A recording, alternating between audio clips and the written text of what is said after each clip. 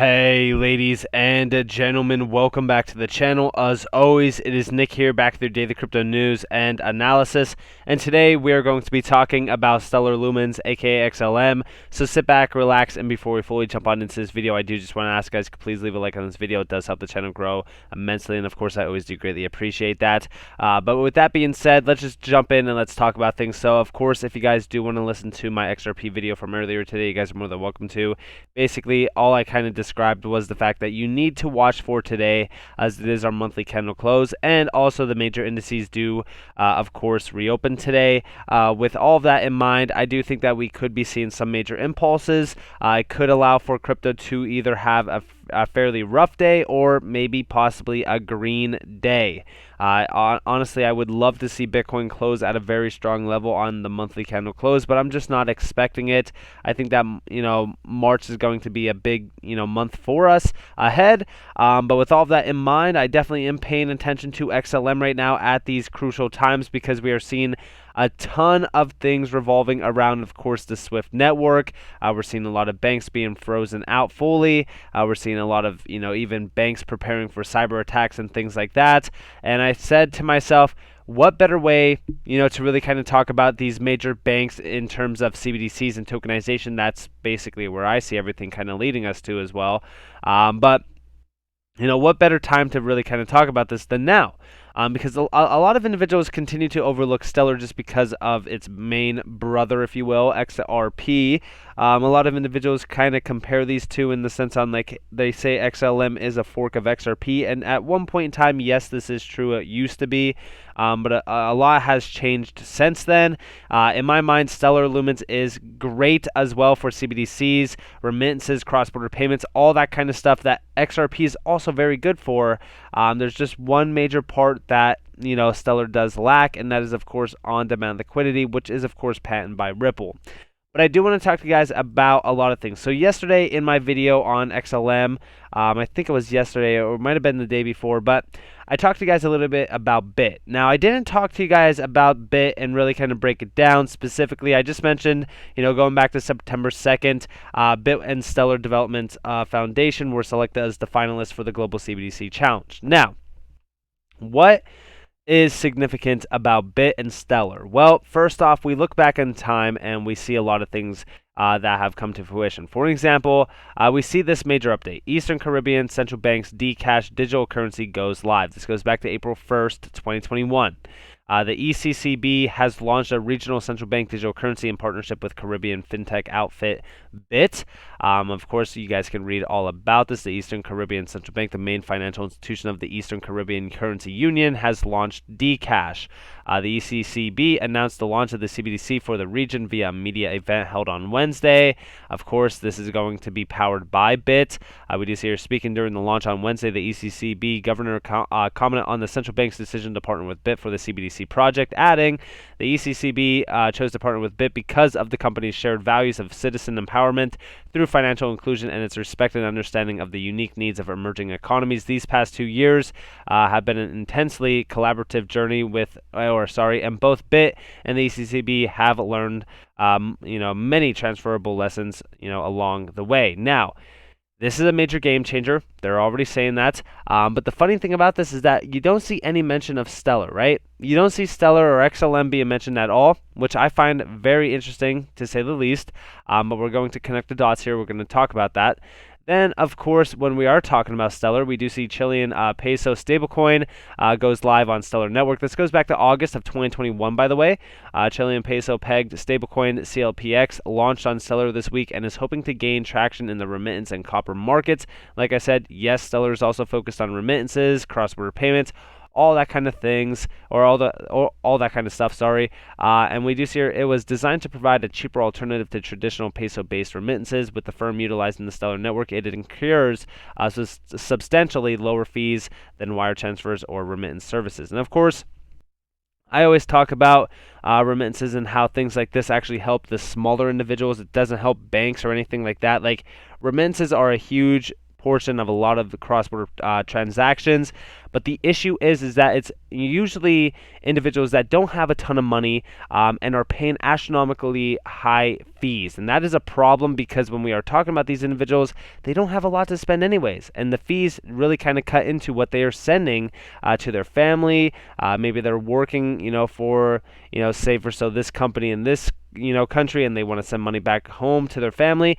They have to pay astronomical fees, and it's just not good for those individuals, but also it's not technically a good way of really kind of transacting on a network. I think these networks should not be as expensive, and that is exactly why I do invest in technology like Stellar, XRP, and things like that do provide massive amounts of value to a lot of these major industries, specifically cross-border payments, remittances, and even P2P markets.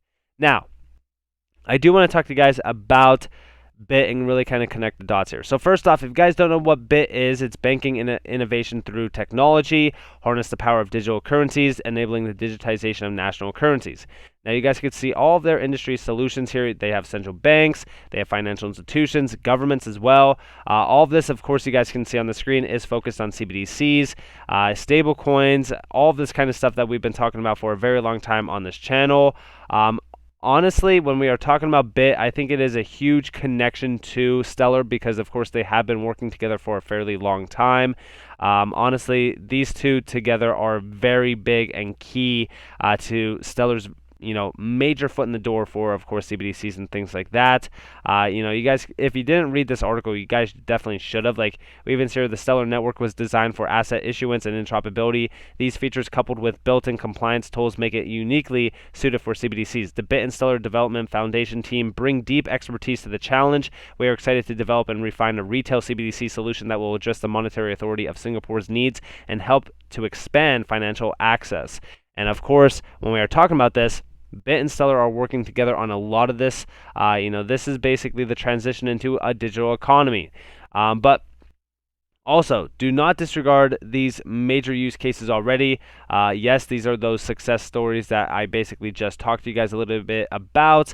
But you guys can see a lot of these areas that they're focused on. For an example, here's Dcash. That's a CBDC, in a currency union. Again, this is BIT builds a digital wallet for the National Bank of Belize, building the first CBDC in Africa. Ukraine electronic hryvnia pilot launched by Tascom Bank and BIT on Stellar. This is what I talked to you guys a little bit about yesterday. And then last but not least, this is that challenge with, of course, Stellar that they did focus on. Now, of course, some of this, like I said, is not built on Stellar, but I definitely do think that Stellar has a hand in the pot here because even when we are talking about what Stellar has been focused on lately, especially with BIT, it's all talking about, of course, electronic payments and things like that in terms of CBDCs. And I definitely think that, BIT is a huge piece of the puzzle. But also, when we are talking about BIT, we know that they are building for central banks. Central banks around the world are now contemplating the imperative of rolling out legal tender digital currencies, all focused on, of course, on CBDCs for their major efficiencies. You guys could read more about this if you do want to. I'm not going to focus too much on this. Just know that they are building these major, these are like functional CBDCs. We even see here BIT can also provide applications that enable CBDC transactions for government, financial institutions, merchants, and consumers in a CBDC pilot scenario and beyond, all through, of course, SDK, API, or even through applications for target stakeholders. BIT equips central banks with all the tools it requires to securely mint, store, issue, distribute, redeem, and destroy CBDCs.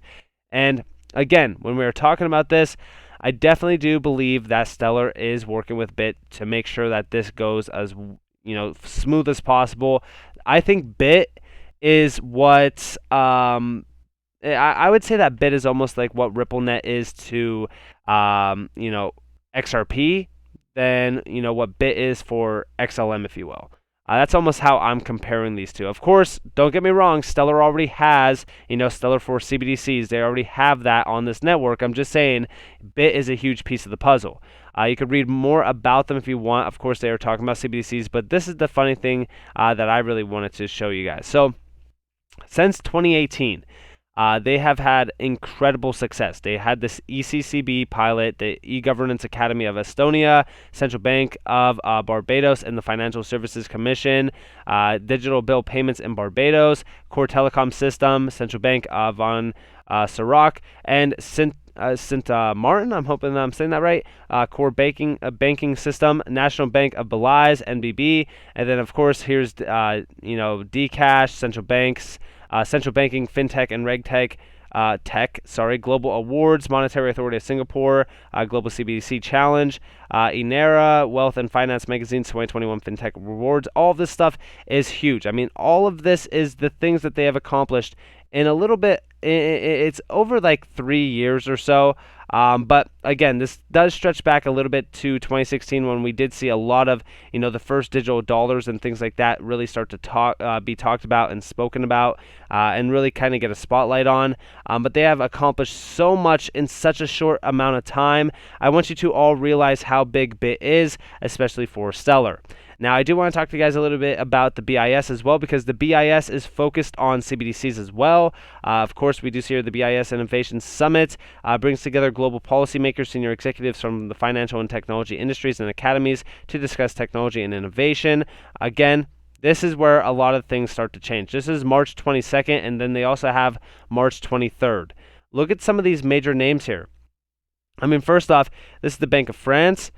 We have the head of Bloomberg Economics, Central Bank of Kenya, Chief Executive Officer at Santander Group. Again, this is all major banks. I mean, again, even Christine Lagarde is here. I mean, these are major names in this area, especially for financial inclusion, or not financial inclusion, financial systems and infrastructures around the world. I'm telling you guys, this is all focused on CBDCs as well. Like, here's panel 1, CBDCs, digital payments in the future of money. Then, of course, they're talking about, I would suppose that this is more so digital euro-based. And, of course, does DeFi need sovereign money? All of this is focused on digitization of course, the system. What keeps you awake at night? Emerging challenges for central bank governors in a digital world. Here's, of course, the Fed. The Federal Reserve is stepping in. This is Jerome Powell. Deutsche as well. I mean, these are major names around the world that are echoes in, of course, the banking scene. So pay attention to things that are unfolding right now. Even in terms of CBDCs, we are seeing massive updates happening around the world. We're seeing massive research being taken place. Then, of course, we are seeing proof of concepts, pilots, and even launching CBDCs as well. So things are rapidly moving. Things right now in the world are rapidly moving. And when we are talking about ISO 222, this is where I do think that a big catalyst is happening. We even see our ISO 222 compliance will be a catalyst for crypto gains in the next year. This is December 22nd. 5 compliant cryptos to keep an eye on in, of course, 2022. And XLM is definitely one of them. I want you to all realize how big XLM will be. Of course, everyone talks about Ripple. Everyone talks about XRP, right? But Stellar is also huge. I want you to all realize that Stellar is issuing stablecoins. Stellar is, launched in CBDCs. They are piloting CBDCs with major areas around the world. And of course, with the help of BIT, I definitely think that they are going to have a massive success story in CBDCs and global CBDCs in general.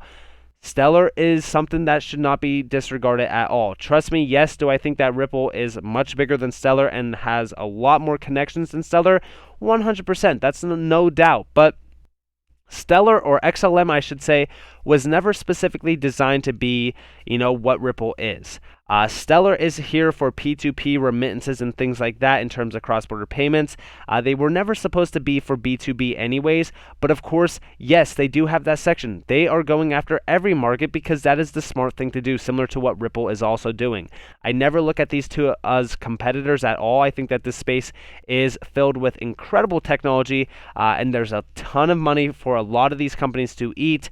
XLM and XRP should definitely be considered, a top 2 in as a priority in a portfolio, just simply because they, 1, move closely together, but also 2, have incredible technology behind them. And with everything that is happening over in Russia with the Ukraine, with of course the SWIFT network, I think that these two are ready to launch with a lot of CBDC talk and a lot of regulation talk being talked about from, of course, even the ECB. We also seen the IMF talking about this. We've seen the Fed talking about this. I mean, governments are catching on. These major players are seeing the potential behind this, technology, and things are rapidly moving. So with that being said, I hope that you guys enjoyed this video. If you guys did, definitely leave a like, subscribe, to notifications on if you guys want more free content. You guys are more than welcome to follow me on Twitter and join the free Discord down in the description below. As always, I hope that you all have a beautiful day or a beautiful night wherever you guys are in this beautiful world. This has been Nick. Peace out, guys.